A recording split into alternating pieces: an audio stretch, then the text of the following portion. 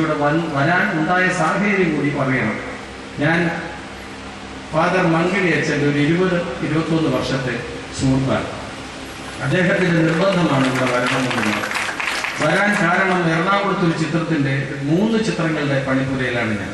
Thiruvambady Thampan, grand master, പിന്നെ reporter, ഈ 3 ചിത്രങ്ങളുടെ ജോലി നടക്കുകയാണ്. ഞാൻ ഷൂട്ടിംഗ് സ്ഥലത്തു നിന്നാണ് ഇപ്പോൾ വരുന്നത്. അവിടെ നിന്നാണ് ഇപ്പോൾ ഒരു ഫോൺ വന്നത്, ഇവിടെ എല്ലാം റെഡി ആയിരിക്കുന്നു, വരണം. അപ്പോൾ ഇതിൻ്റെ പിന്നിലുള്ള ഒരു ചാലക ശക്തിയെക്കുറിച്ച് ഞാൻ പറയേണ്ട കാര്യമില്ല. ഈ പറഞ്ഞ പോലെ ഏതാണ്ട് 11-ലധികം ചാരിറ്റബിൾ പ്രവർത്തനങ്ങൾ ബിഷപ്പ് തിരുമേനി നടത്തുന്നുണ്ട്. എൻ്റെ ഓർമ്മ ശരിയാണെങ്കിൽ ഒരു ചാനലിൽ അദ്ദേഹത്തിൻ്റെ ഈ സമൂഹത്തോട് ചെയ്യുന്ന പ്രവൃത്തിയെക്കുറിച്ച് കാണുവാനിടയിൽ ഞാൻ തിരുമേനിയോട് ചോദിക്കുകയും ചെയ്തു. തിരുമേനി തന്നെയാണോ? അതെ, ഞാൻ തന്നെയാണ്. ഞാൻ പരിപാടി സമഗ്രത ശ്രദ്ധിച്ചു. അത്തരം കാര്യങ്ങളൊക്കെ ശ്രദ്ധിക്കുന്ന ഒരു ചെറിയ ദുശീലം എനിക്കുണ്ട്.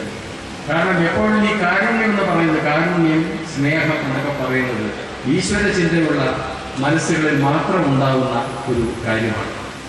നമ്മുടെ ഈ കാലഘട്ടത്തിൽ ഈശ്വര ചിന്തയ്ക്ക് പ്രഥമ സ്ഥാനം നല്ലൊരു വിഭാഗം കൊടുക്കുന്നില്ല എന്നാണ് എൻ്റെ അറിവ്.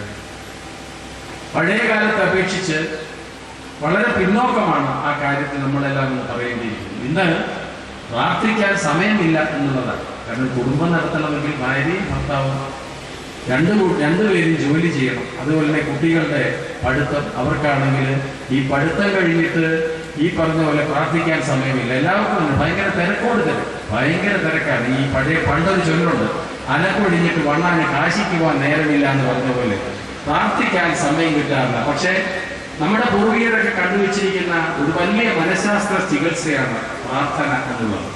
മനസ്സിനെ ഏറ്റവും കൂടുതൽ സാന്ദ്രതയിലേക്ക് കൊണ്ടുവരാനും വളരെയധികം റിലാക്സ്ഡ് ആക്കാനുമുള്ള ഒരു അപൂർവമായ ശക്തി പ്രാർത്ഥനയ്ക്ക്. അങ്ങനെ പ്രാർത്ഥിക്കുന്ന മനുഷ്യ മനസ്സുകളിൽ മാത്രം ഉണ്ടാകുന്ന ചില വികാരങ്ങളാണ് വാത്സല്യം, അനുകമ്പ, സഹതാപം, സ്നേഹം, കരുണ. ഇതൊക്കെ അങ്ങനെ പ്രാർത്ഥിക്കാത്ത ഒരു മനസ്സെന്ന് പറയുമ്പോൾ മൃഗങ്ങൾ പ്രാർത്ഥിക്കാറുണ്ടോ? ഇല്ലല്ലോ. മൃഗങ്ങളുടെ മനസ്സിൽ ഒന്നുമില്ലല്ലോ. സഹാനുഭൂതിയില്ല, കാരുണ്യമില്ല, സ്നേഹമില്ല. അവറ്റകൾക്ക് പ്രജനനം നടത്തുക, അല്ലെ വിശക്കുമ്പോൾ ഭക്ഷണം കഴിക്കുക. ഭക്ഷണം കഴിക്കുന്നതിന്റെ മാനദണ്ഡമൊന്നുമില്ല. മുമ്പിൽ കാണുന്ന ഒരു ജീവിയെ കൊന്നങ്ങ് തിന്നുക. അങ്ങനെയുള്ള മനുഷ്യന്റെ അവസ്ഥയിൽ നിന്നും ഈ അവസ്ഥയിൽ പണ്ടും മനുഷ്യൻ അങ്ങനെ ആയിരുന്നു. നമ്മുടെ പൂർവികർ പറഞ്ഞ ചരിത്രം പറയുന്നത് അങ്ങനെയാണ്. അവിടുന്ന് ഈ പ്രാർത്ഥനകളിലൂടെ, സംസ്കാരത്തിലൂടെ ഇന്ന് ഈ നിലയിലായി നമ്മൾ മുൻപിലിരിക്കും. അപ്പൊ നമ്മുടെ മനസ്സിൽ നിന്നും കാരുണ്യവും സ്നേഹവും വാത്സല്യവും വറ്റാതിരിക്കണം. തന്നെയല്ല, ഒരു മനുഷ്യ ജീവിതം ഐശ്വര്യപൂർണ്ണമാകണമെങ്കിൽ, ഒരു മനുഷ്യ ജീവിതം അതിൻ്റെതായ രീതിയിൽ സാക്ഷാത്കരിക്കപ്പെടണമെങ്കിൽ ഭൗതിക ചിന്തയും ആവശ്യമാണ്, അക്കൂട്ടത്തിൽ ആത്മീയ ചിന്തയും ആവശ്യമാണ്. ഭൗതിക ചിന്ത എന്ന് പറയുമ്പോൾ പരിപൂർണമായ ഭൗതിക ചിന്ത ഞാൻ ഉദ്ദേശിക്കുന്നില്ല. നമുക്കിപ്പോൾ സാധാരണ നമുക്കൊരു പനി വന്നാലോ, അല്ലെങ്കിൽ വയറുവേദന വന്നാലോ, അല്ലെങ്കിൽ കിഡ്നി സ്റ്റോൺ വന്നാലോ, അല്ലെങ്കിൽ കാർഡിയാക് പ്രോബ്ലം വന്നാലോ, അങ്ങനെ എന്തെങ്കിലും പ്രോബ്ലമൊക്കെ വന്നാൽ ഇതൊക്കെ കണ്ടറിയുവാനും അളക്കുവാനും അല്ലെങ്കിൽ കണ്ടുപിടിക്കപ്പെടാനുള്ള ഉപകരണങ്ങൾ ധാരാളം നമുക്കുണ്ട്. പല കണ്ടുപിടുത്തങ്ങൾ, ആധുനിക രീതിയിൽ ലാപ്രോസ്കോപ്പി, അങ്ങനെ പല രീതികൾ, കാര്യങ്ങൾ, അതുപോലെ സ്കാന്, MT സ്കാൻ, അങ്ങനെ CT സ്കാൻ, അങ്ങനെ പല രീതികൾ. പക്ഷേ സത്യത്തിൽ മനുഷ്യരുണ്ടാകുന്ന ഈ കോപം, അല്ലെങ്കിൽ സ്നേഹം, അല്ലെങ്കിൽ ഇപ്പോൾ ദേഷ്യം, അല്ലെങ്കിൽ അത്യാഗ്രഹം, അതിമോഹം, ഇതൊന്നും അളക്കുവാനായിട്ട് ഒരു ഉപകരണമില്ല.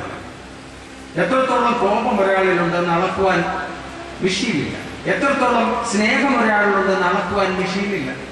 അതുപോലെ തന്നെ എത്രത്തോളം വാത്സല്യം ഒരാളിലുണ്ട്, എത്രത്തോളം അനുകമ്പ ഒരാളിലുണ്ട്, ഇതൊന്നും അളക്കുവാൻ മെഷീനില്ല. ഇതൊക്കെ അളക്കപ്പെടുന്ന ഒരു മെഷീനാണ് വാസ്തവത്തിൽ ആത്മീയത എന്ന് പറയുന്നത്. ഈ ആത്മീയത നിറഞ്ഞ മനസ്സിൽ തീർച്ചയായിട്ടും ഇതെല്ലാം ഉണ്ടാകും. മാത്രമല്ല, നിന്ന, കോപം, ദേഷ്യം, അരിശം, അസൂയ തുടങ്ങിയ മനുഷ്യ ജീവിതത്തെ ദുർഗതിയിലാക്കുന്ന വികാരങ്ങളൊക്കെ മാറ്റുവാനും ആത്മീയത കൊണ്ടും പ്രാർത്ഥന കൊണ്ടും സാധിക്കും.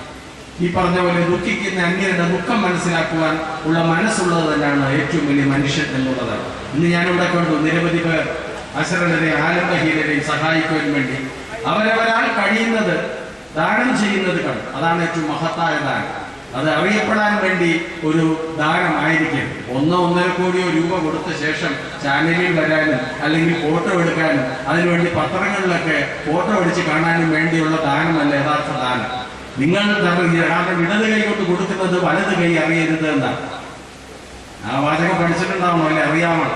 ക്രിസ്തുവിന്റെ വചനമാണ്. ഇടത് കൈ കൊണ്ട് കൊടുക്കുന്നത് വലത് കൈ അറിയരുത് എന്ന് പറഞ്ഞു കഴിഞ്ഞാൽ ഇങ്ങനെ കൊടുത്തിട്ട് ഇങ്ങനെ വെക്കലല്ല ഉദ്ദേശിക്കുന്നത്.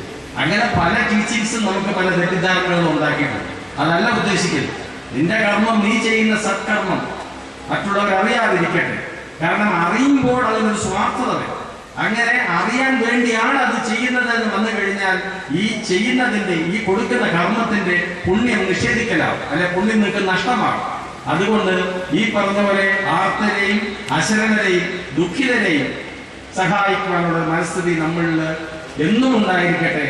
ഈ സ്നേഹത്തിന്റെ നീരുറവ ഇവിടെ പറ്റാതിരിക്കട്ടെ. ഈ ഒരു സദസ്സിന് അല്ലെങ്കിൽ ഈ ഒരു സദസ്സിന്റെ മുൻപാകെ അല്പനേരം നിൽക്കുവാനുള്ള ഒരു സാഹചര്യം എനിക്ക് സൃഷ്ടിച്ചു തന്ന മങ്കിടി അച്ഛനും അതുപോലെ ഒരു കലാകാരൻ നിലയ്ക്ക് ഞാൻ ഭാഗ്യവാനാണ്. കാരണം ഇത് അങ്ങനത്തെ ഒരു സദസ്സാണ്. ലോകത്ത് എത്രയോ സിനിമയിൽ എത്രയോ രോമാഞ്ചങ്ങളുണ്ട്. ഈ രോമമില്ലാത്ത എന്നെയാണല്ലോ ഇതിനു വേണ്ടി ദൈവം ക്ഷണിച്ചത്, അല്ലെങ്കിൽ ദൈവം അർഹത ഉണ്ടാക്കിയത് എനിക്കാണ്.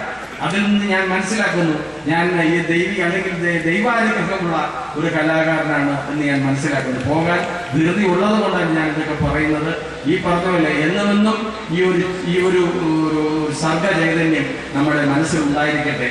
അതിലൂടെ വന്ന ശേഷമാണ് വളരെ വിശദമായി ഇതിനെക്കുറിച്ച് ഞാൻ പഠിച്ചിട്ടില്ല. വാസ്തവത്തിൽ ഇപ്പോഴാണ് അറിയുന്നത്. ഇങ്ങനെ ഞാനീ പറഞ്ഞല്ലോ, നമ്മുടെ തിരുമേനി ബിഷപ്പ് തിരുമേനി അവർക്കും ഇതൊന്നും ലോകം മുഴുവൻ അറിയിക്കണമെന്ന് താല്പര്യമൊന്നുമില്ല. അങ്ങനെ അറിയിക്കണമെന്ന് താല്പര്യം വരുമ്പോഴാണ് ഇതൊരു ഷോ ഓഫ് ആയി പോകുന്നത്. അതുകൊണ്ടാണ് ഞാൻ പറഞ്ഞത്, ഇത് മഹത്തായ കർമ്മമാണ് അദ്ദേഹം ചെയ്യുന്നത്, മഹത്തായ ദാനമാണ് നിങ്ങൾ ഇവർ ചെയ്യുന്നത്. ഇത് അറിഞ്ഞ സ്ഥിതിക്ക്, ഇത് മനസ്സിലാക്കിയ സ്ഥിതിക്ക് അച്ഛൻ്റെ എല്ലാ പ്രവർത്തനങ്ങൾക്കും വേണ്ടിയുള്ള എൻ്റെതായ ഈ പറഞ്ഞ പോലെ ഞാൻ പറയുന്നില്ല. പറഞ്ഞാൽ അത് പബ്ലിസിറ്റി ആയിരിക്കും. എനിക്കിനി പ്രശസ്തനാകേണ്ട കാര്യമൊന്നുമില്ല. ഞാൻ മങ്കിടി അച്ഛനോട് രഹസ്യമായിട്ട് പറഞ്ഞോളാം എൻ്റെ മനസ്സിലുള്ള കാര്യങ്ങൾ എന്തൊക്കെയാണെന്ന്. അത് അദ്ദേഹം ബിഷപ്പ് തിരുമേനിയെ ചെവിയിൽ പറഞ്ഞു കൊടുത്തോളൂ. കാരണം ഈ ഒരു സായാഹ്നം വന്നില്ലെങ്കിൽ ഏറ്റവും സന്തോഷം എനിക്കുണ്ട്. ഇനിയിപ്പോൾ തൃപ്പൂണിത്തുറ ഒരു സ്ഥലത്താണ് ഷൂട്ടിംഗ്. ക്യാപിറ്റൽ കാസിനോ ഹോട്ടൽ, ഒരു പുതിയ ഹോട്ടൽ, അവിടെയാണ് ഷൂട്ടിംഗ്. ഞാനും മോഹൻലാലുമാണ്.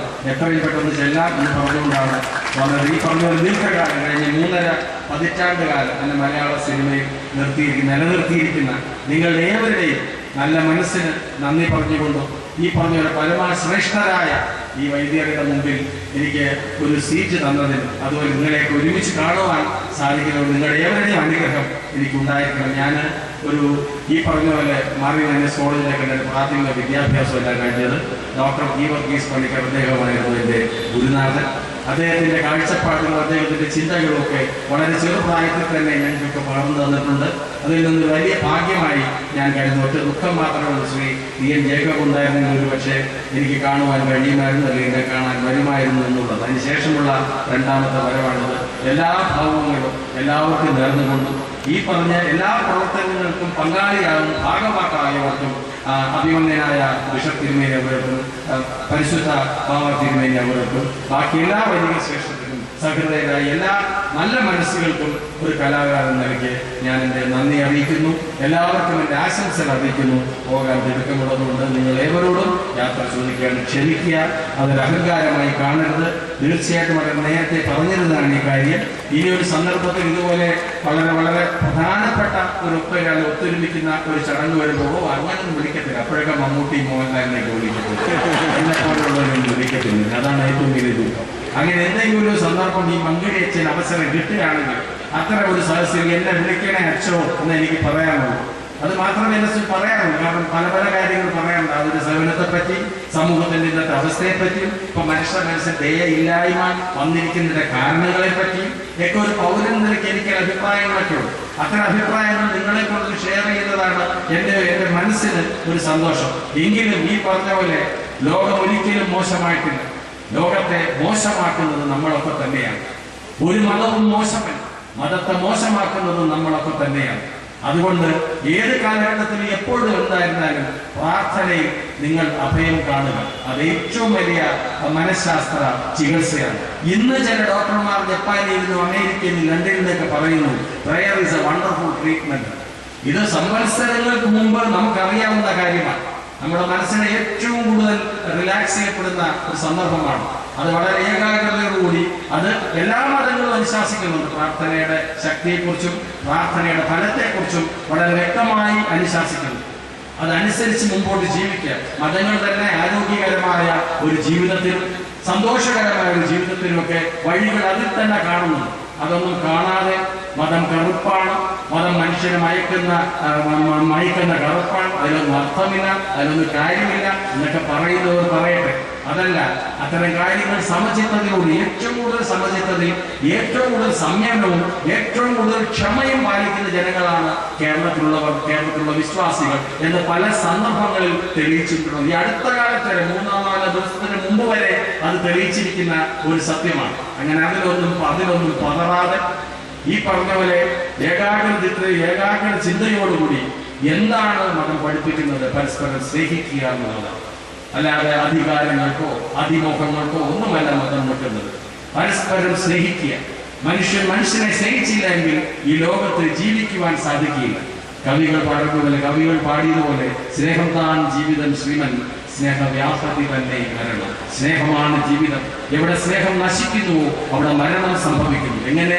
ഭൗതികമായ മരണമല്ല, മനസ്സിന്റെ മരണം, ഹൃദയത്തിന്റെ മരണം, വാത്സല്യത്തിന്റെ മരണം, അനുകമ്പയുടെ മരണം, കാരുണ്യത്തിന്റെ മരണം, സ്നേഹത്തിന്റെ മരണം. ഈ മരണമാണ് ഭൗതിക മരണത്തെക്കാൾ ഏറ്റവും കൂടുതൽ നികൃഷ്ടമായ മരണവും ഏറ്റവും കൂടുതൽ വേദനയുള്ള മരണം. അതിലേക്ക് നമ്മൾ ആരും അതിലേക്ക് നയിക്കപ്പെടാതിരിക്കട്ടെ എന്ന് പ്രാർത്ഥിച്ചുകൊണ്ടും ഈ ഒരു സായാഹ്നത്തെ ഒരിക്കൽ കൂടി ഞാൻ എൻ്റെ മനസ്സിൽ ഓർമ്മിച്ചുകൊണ്ട് ഞാൻ എൻ്റെ വാക്കുകൾ ചുരുക്കുന്നു. ഇവിടെ ഈ പറഞ്ഞ കാരുണ്യ പ്രവർത്തനങ്ങൾ ചെയ്തതിന് ഈ ഫ്രറ്റേണിറ്റി അവാർഡ് നേടിയ അദ്ദേഹത്തിൻ്റെ കുടുംബത്തിനെയും പ്രത്യേകിച്ച് ഞാൻ അഭിനന്ദിക്കുകയാണ്. ഭാവിയിലും അങ്ങനെ തോന്നിക്കൊണ്ടിരിക്കട്ടെ. ഇപ്പോൾ എല്ലാവർക്കും അങ്ങനെ തന്നെ തോന്നട്ടെ എന്ന് ആശംസിച്ചുകൊണ്ട് ഞാൻ എൻ്റെ വാക്കുകൾ ചുരുക്കുന്നു. നന്ദി, നമസ്കാരം. അങ്ങയുടെ വിലയേറിയ സമയം ഞങ്ങൾക്ക് വേണ്ടി ചിലവഴിച്ചതിൽ ഈ ഭദ്രാസനവും ഇതിലെല്ലാ ജനങ്ങളും നന്ദിപൂർവ്വം അങ്ങയോട് കടപ്പെട്ടവരാണ്.